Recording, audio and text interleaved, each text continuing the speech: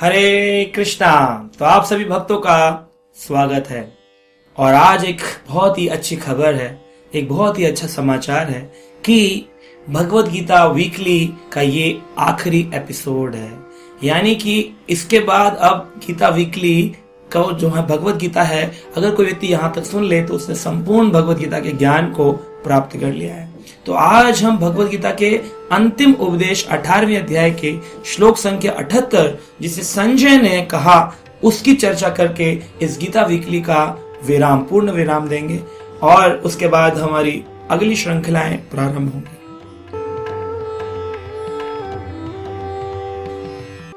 तो यहाँ पर एक प्रश्न है कि पूरी गीता भगवत गीता अगर किसी ने पढ़ ली हो तो फिर उस व्यक्ति को क्या प्राप्त होता है। तो अगर कोई व्यक्ति सच में कृष्ण भक्त बन जाएगा, अगर वो गीता वीकली को हमें करते हुए तकरीबन 2 साल हो गए हैं, तो इन 2 वर्षों में हर हफ्ते आपने गीता का उपदेश सुना है। चाहे कोरोना काल आया, कोविड आया, लेकिन आपकी गीता वीकली को हमने नहीं रोका। लगातार अथक प्रयास से हमारी टीम के हम ये गीता वीकली का उपदेश, गीता का उपदेश आप तक पहुंचाते रहे। तो ये जो गीता है, अगर कोई व्यक्ति सुन करके भक्त बन जाए, वैसे तो जिनने सुना है सभी भक्त बन गए हैं। कई लोग मुझे दूर दूर से फोन करते हैं कि हमने गीता वीकली सुना था और वो अब हम 16 माला जप करते हैं, भक्त बन गए, गीता पढ़ते हैं, हमसे गीता मांगी है। कुछ लोग फिजिकली आकर के जुड़ गए। तो उन सभी लोगों का जो गीता वीकली सुन रहे हैं, उन सबका बहुत बहुत धन्यवाद। और भक्त बनने के लिए आप देख सकते हैं, जो भक्त बनता है उसको 4 चीजें अवश्य ही जीवन में प्राप्त होती है। ये उपदेश यहाँ पर संजय ने कहा। संजय कहते हैं, यत्र योगेश्वरः कृष्णो यत्र पार्थो धनुर्धर तत्र श्री विजयो भूतिर ध्रुवा नीतिर्मतिर्ममः। ये बात संजय ने कहा कि मैं जान गया हूं। धृतराष्ट्र ने पूछा कि कौन विजय होगा युद्ध में। तुमने पूरी महाभारत सुनाई है, भगवान गीता जो सुन लिए हैं अर्जुन को सुनाए हैं, और तुमने भी सुनकर के मुझे सुनाया है। तुम मुझे बताओ कि विजय किसकी होगी। तो संजय ने झूठ नहीं बोलते हैं, क्योंकि भगवान वेद व्यास जी के सच्चे शिष्य हैं। तो उन्होंने अपनी जान की परवाह न करते हुए कि धृतराष्ट्र अगर ये बात सुनेंगे तो मुझे मार डालेंगे, फिर भी सत्य वचन कहा, क्योंकि भक्त का एक गुण है सत्य वचन, हमेशा सत्य बोलता है।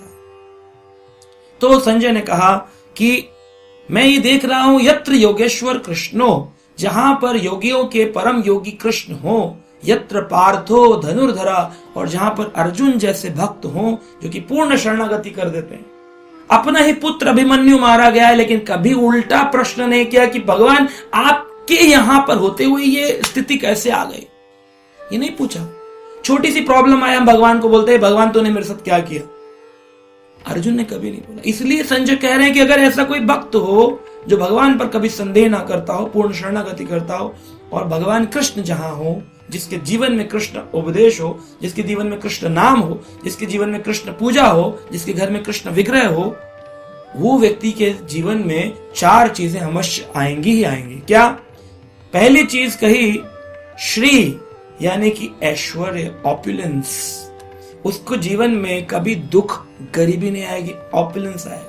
अगर कभी कोई भक्त दिखता भी है कि इसके पास ज्यादा धन नहीं है, वो उसकी इच्छा होती है, वो अपनी स्वतः इच्छा से सोचता है धन बंधन कारक है, मुझे धन नहीं चाहिए। वरना भक्त के ऊपर भगवान चाहे तो सहस्त्र हाथों से, 1000 हाथों से इतना धन, इतनी प्रॉपर्टी दे देंगे, लेकिन भक्त लेना नहीं चाहते। भक्त कहता है ये बंधन है, प्रभु मुझे कुछ नहीं चाहिए, मैं अकिंचन भजन करना चाहता हूं, आपके अलावा किंचित मात्र किसी चीज का चिंतन ना हो, है ना। तो श्री ऐश्वर्य, हम देख सकते हैं कि अर्जुन को ऐश्वर्य प्राप्त हुआ। क्या ऐश्वर्य प्राप्त हुआ? भगवान कृष्ण जो है परम भगवान है। भगवान शब्द का अर्थ जिनमें 6 भग होते हैं, यानी भगवान के पास संपूर्ण शक्ति है पूरे ब्रह्मांड की, उनसे बड़ा शक्तिशाली कोई नहीं। भगवान सबसे ज्यादा सुंदर है, उनसे सुंदर कोई नहीं। भगवान सबसे ज्यादा यशस्वी है, उनसे ज्यादा यश किसी का नहीं फैला हुआ। भगवान जो है सबसे ज्यादा धनी है, उनसे ज्यादा धन किसी के पास नहीं। भगवान सबसे ज्यादा वैरागी है, उनसे ज्यादा वैराग्य किसी का नहीं। और भगवान जो है सबसे ज्यादा ज्ञानी है, उनसे ज्यादा अधिक ज्ञान किसी का नहीं। तो इस संसार में ज्ञान जो भी आया वो कृष्ण से ही आया है। ब्रह्मा जी ने बोला हो, चाहे शिव जी ने बोला हो, चाहे वो वेद व्यास जी ने बोला हो, अगर कृष्ण ना हो तो इस संसार का ज्ञान ही नहीं हो सकता है। ज्ञान यानी कि ज्ञान का आधार बिंदु कृष्ण ही है। तो ये बात 6 ऐश्वर्यों के कारण, 6 भक्त के कारण उन्हें भगवान कहते हैं। तो छठा ऐश्वर्य जो है रिनंसिएशन, वैराग्य, ये यहां पर दिखाई देता है कि भगवान कृष्ण ने अपना ऐश्वर्य छोड़ करके अर्जुन के रथ का सारथी बनना स्वीकार किया। इसलिए भगवान का एक नाम पड़ा पार्थ सारथी। अर्जुन का नाम था प्रथापुत्र पार्थ, के सारथी बन गए भगवान। सोचिए कितने बड़े वैरागी हैं। कोई कंपनी का मालिक अपने पियोन का ड्राइवर बन जाए, इससे ज्यादा और क्या वैराग्य की भावना भगवान दिखाएंगे। तो ये सबसे बड़ा ऐश्वर्य अर्जुन ने प्राप्त किया। प्रॉपर्टियां प्राप्त करी, जमीन जायदाद प्राप्त करी, राज सिंहासन प्राप्त किया युधिष्ठिर महाराज ने।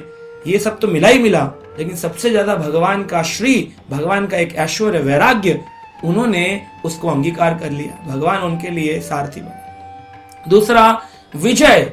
कहते हैं जहां कृष्ण है वहां कभी किसी की पराजय नहीं हो सकती है, क्योंकि भगवान का एक नाम है अजीतः, उनको कोई जीत नहीं सकता है। और जिसके जीवन में अजीतः कृष्ण है, उस व्यक्ति को भी कोई जीत नहीं सकता है, उसकी हमेशा ही जीत होने वाली, विजय होने वाली है। यहाँ पर देख सकते हैं युधिष्ठिर, पांडवों की विजय हुई, विजय घोष किया गया। अभी गीता का उपदेश महाभारत प्रारंभ नहीं हुआ है, तब बोला जा रहा है महाभारत का युद्ध 18 दिन चलेगा और तब जाकर के विजय घोषित की जाएगी पांडवों की। लेकिन संजय ने पहले ही धृतराष्ट्र को बता दिया, क्योंकि कृष्ण है और भक्त हैं, इसलिए विजय तो निश्चित है। तीसरी चीज जो भक्त को प्राप्त होती है वो है भूति।